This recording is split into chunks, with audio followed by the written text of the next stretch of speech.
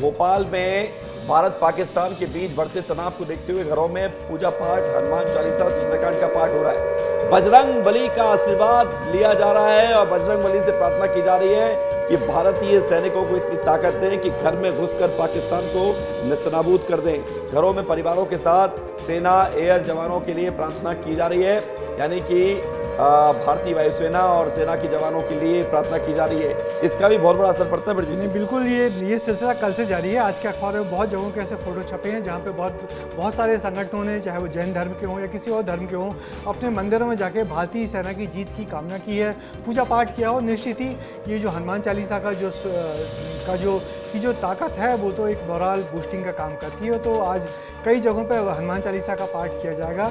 और मगर बड़ी बात वही है कि पूरा देश इस मौके पे एकजुट होने की कोशिश करी। और विवेक, आपको जैसा हम कल ही बात कर रहे थे कि आज जुमा है, आज जो नमाज होने वाली है, तो नमाज के बाद भी जो तहरीर की जाएगी, जो तकरीर की जाएगी, वो भारत के समर्थन में होगी। और यही भारतीय सेनाओं की सफलता के लिए दुआ मांगी जानी चाहिए। सबको लेके कल एक एडवाइजरी मुस्लिम संगठनों की ओर से जारी कर दी गई है। तो देखिए कितना बढ़िया तरीका है कि जो हिंदू घर हैं वहाँ पे हनुमान चालीसा का पाठ होगा।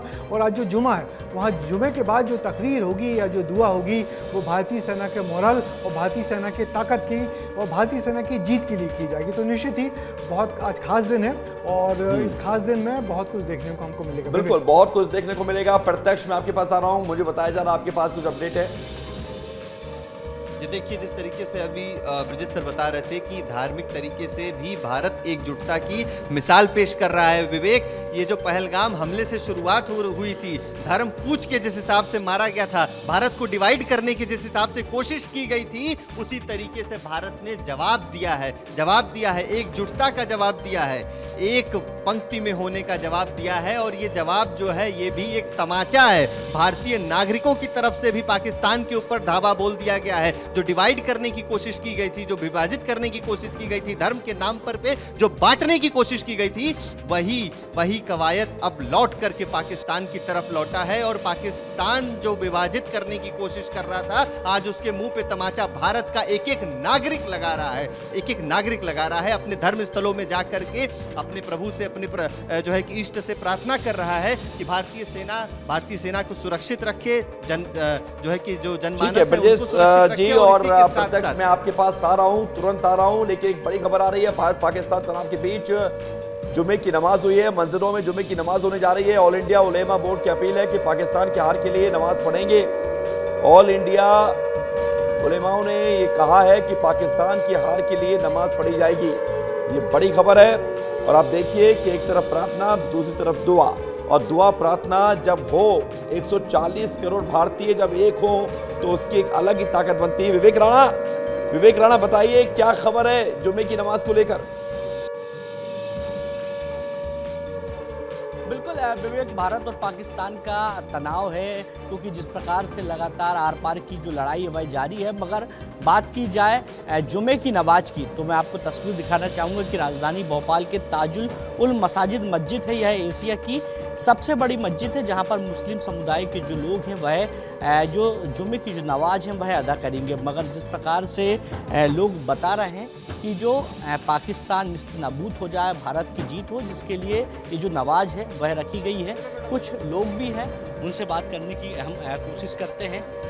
आज जुमे की नमाज रखी गई है, भारत जीते, पाकिस्तान विफल हो, निस्तनाबूद हो, जिसके लिए नमाज पढ़ी जाएगी।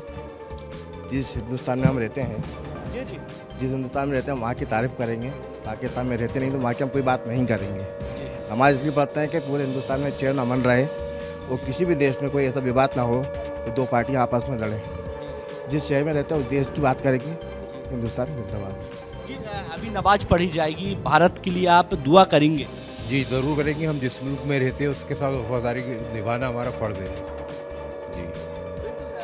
तो विवेक, आप तस्वीर देख सकते हैं कि जुमे की जो नमाज है उनके लिए जो मुस्लिम समुदाय के जो लोग हैं उनके आने का जो सिलसिला है वह शुरू हो गया है। और भी लोग हैं, उनसे चर्चा करते हैं। नमाज अदा करने जा रहे हैं आप, भारत के लिए क्या नमाज में क्या मांगी खुदा से? नमाज के बाद बात करेंगे, अजान होगा। एक्चुअली क्या है कि क्योंकि समय हो चुका है नमाज पढ़ने का, जिसके चलते जो लोग हैं वो जाते जा रहे हैं। मगर मैं आपको नज़ारा दिखाना चाहूँगा कि ये एशिया की सबसे बड़ी मस्जिद है ताजुल उल मसाजिद, जहाँ पर मुस्लिम समुदाय के जो लोग हैं आज भारत की जीत और पाकिस्तान निस्त नाबूद हो, पाकिस्तान हारे, जिसके लिए जो नमाज के बाद जो खुदा से कहीं ना कहीं मांगते दिखाई देंगे, एक इबादत करेंगे खुदा से कि भारत की जीत हो, जिसके लिए मध्य प्रदेश की बात करें तो आपके पास विवेक अलग अलग